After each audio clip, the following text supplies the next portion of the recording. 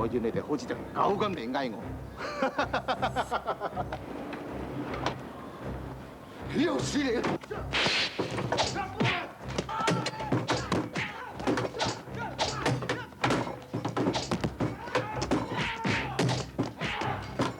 我希望你今次可以出面同嚴九齡擺平呢件事。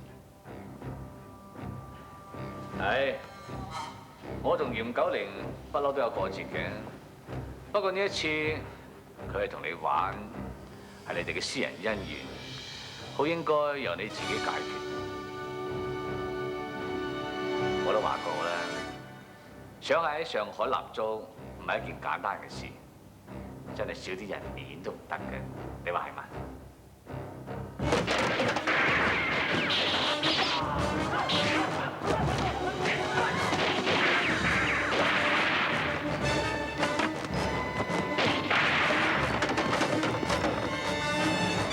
你想死啫，我實會成全你。嚴九齡，你要食濕位，你試下開槍啊！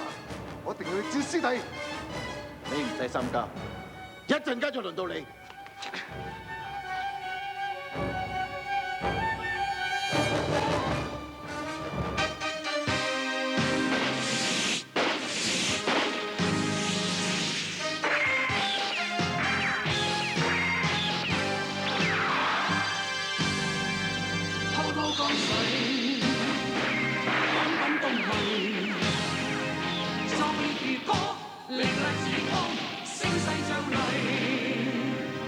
願共他一起，未想分勝與罪，情重情痴，怎去分功與罪？